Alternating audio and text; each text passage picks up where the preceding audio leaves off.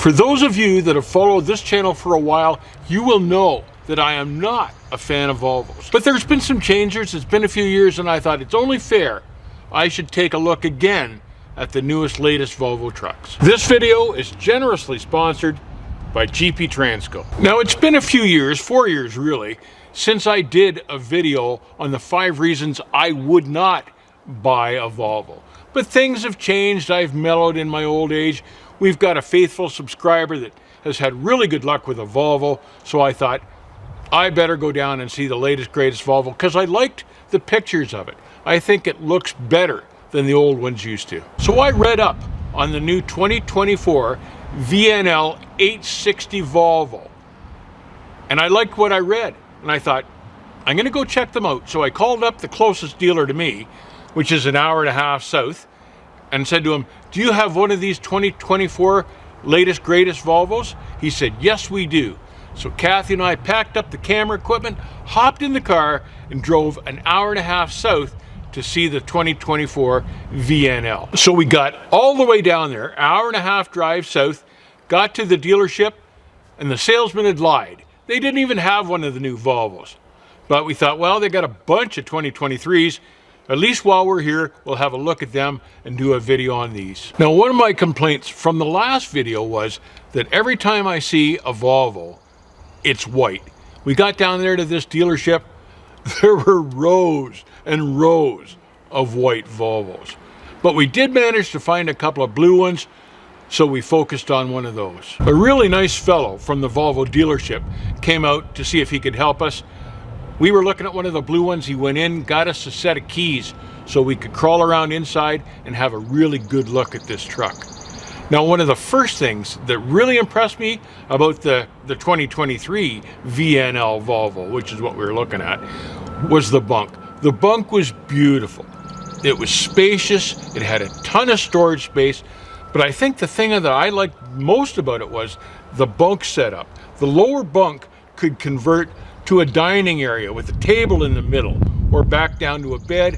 It had another bed above that folded out of the back wall. There was a refrigerator, a built-in refrigerator. There was a TV mount with a swivel so you could point it in any direction. The bunk was really nice. Now, if there was a problem with the bunk, it was the fact that there was a lot of plastic, a lot of really thin plastic. So you could tell that when this truck ran down the road, there'd be a lot of rattling from the cupboards behind, and it would be an annoyance. It would be a rattling noise that just stayed with you the whole time you drove, and I wouldn't like that at all. The truck was also packed with all the latest, greatest electronic features from Volvo. But one of the things that fascinated me the most was the feature that they called eCall. And what this did was automatically call 911 when the truck had an emergency. So I don't know then if the truck would automatically call 911 if a Swift driver slipped behind the wheel. They also had a driver's airbag, which I thought was a good feature for when the Swift driver got on the road and did his thing. I recalled a recent conversation that I had had about the Volvo with Long Haul Paul, and he had driven one. And what he said was the most annoying thing to him was the lane departure system. He said it screamed like a screaming Mimi, and there was no adjusting the volume to it. And it would just squawk every time the truck wandered close to the line or a car got too close in front of it. It just yacked and yacked, and it was loud, and that would drive me nuts. GP Transco is one of the most sought after trucking companies in the United States. They are a highly selective carrier, offering jobs to only the best and most experienced company drivers. They offer top pay, a W-2 package with great benefits, a 401k with a company match, and the best equipment on the road. If you're driving for GP Transco, you've made it to the top. The truck we were looking at, the VNL860, was built in Virginia. Not in China, not in Sweden, at least it's built in the States. It had a DD13 Detroit motor, fairly light motor, had an automatic transmission, and a 244 wheelbase. In spite of all of this, the truck weighed a staggering 23,810 pounds dry. Add 2,000 pounds for coolant, oil, and fuel, and you've got a truck that just weighs far too much to haul any heavy loads.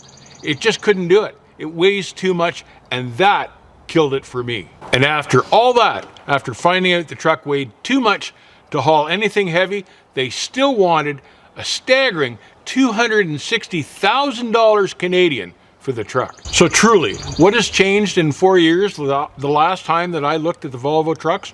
Well, number one, it's still too heavy. It still looks like a cookie cutter truck. It looks like a fleet truck. It weighs too much, but from the pictures I saw of the 2024, the truck I actually wanted to see, it is a little less fugly. So at least that's something anyway. But at the end of the day, would this truck make an owner-operator money? And yes, if you plan to keep it long-term, if you maintained it, we've had testimonials from many, many drivers that we've talked to that have made good money with their Volvos. They've held together well, and they've turned a profit with those trucks. And that's the object of the game. Here's a Volvo story for you. When my truck became too old to run California and I couldn't haul produce anymore, I leased the truck on with a tanker company. So I'm down in Channahon, Illinois one day. I'm in the truck stop, I've delivered my load. I call in and they say, yep, we've got a load for you. We'll send you the confirmation to the truck stop. Go and watch for it. So I go into the truck stop and wait by the printer. Wait. The confirmation never comes through. So I go back out to the truck and give them a call. I said, hey, what happened with my load? They said, oh, they canceled the load. They're not gonna ship it. Gonna have to wait a while longer. I said, okay. About 4 or 5 hours later, they called me up again and said, okay, we've got your load, and they sent the confirmation. And the confirmation was for exactly the same load that I was supposed to pick up earlier that they said they had canceled. Well, it turned out the load hadn't canceled at all. They'd given it to another truck in the fleet, but that other truck was a Volvo. And in the customer where we were picking up a load trailer. They would weigh you before they let you leave the yard to make sure you were legal. And the Volvo couldn't scale the load, so they wouldn't let them leave with it. The company had called me in to see if I could scale the load. I could, and I was on my way.